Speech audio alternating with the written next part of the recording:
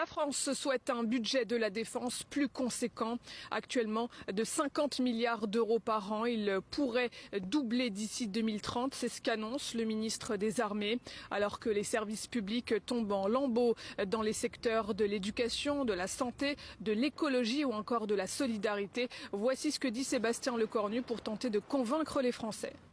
C'est une période de rupture et elle est compliquée à expliquer, notamment parce que certaines menaces ne sont pas toujours visibles. Nous sommes déjà capables de faire beaucoup de choses avec les 50,5 milliards d'euros, mais ce n'est pas suffisant. Nous nous plaçons dans l'hypothèse où nos armées devraient, entre autres, faire face à un engagement européen majeur pour protéger le continent européen. Mais ce ne sont pas des efforts de guerre, ce sont des efforts de défense et de dissuasion. Le ministre cible plusieurs grandes priorités, à commencer par les munitions et la guerre électronique. Viennent ensuite la dronisation et la robotisation des armées, mais aussi l'intelligence artificielle et le spatial. Comment financer tout ça sans altérer le système social français, sans augmenter les impôts des Français? Alors sont envisagés un emprunt national ou encore l'utilisation de l'épargne des Français qui a atteint à la fin de l'année 2024 plus de 600 milliards d'euros.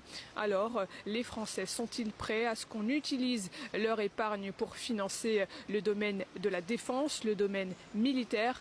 Écoutez ces quelques réactions. C'est une mauvaise chose d'utiliser l'épargne des Français parce que les Français, je pense qu'ils n'ont pas cotisé pour rien.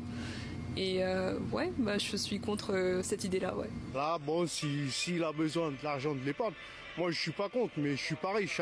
J'ai pas d'épargne, c'est pas moi qui vais vous sauver. D'entrer en guerre contre la Russie, c'est vrai que c'est inquiétant, mais la raison principale pourquoi je refuserais, c'est parce que j'ai pas eu de voix justement dans l'entrée de cette guerre. Donc si j'étais d'accord pour entrer dans la guerre, pour mon cas non, je financerais pas. Voilà. Et là Macron il veut utiliser mon épargne pour aider l'Ukraine. Ça va mal aller. Ça va mal aller. Il faut que les Français se réveillent. Il faut que tous les Français sortent dans la rue.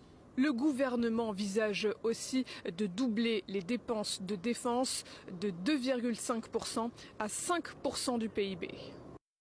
Une économie de guerre, c'est l'ensemble du pays qui travaille 24 heures sur 24. Il faudrait 10% et pas 5%.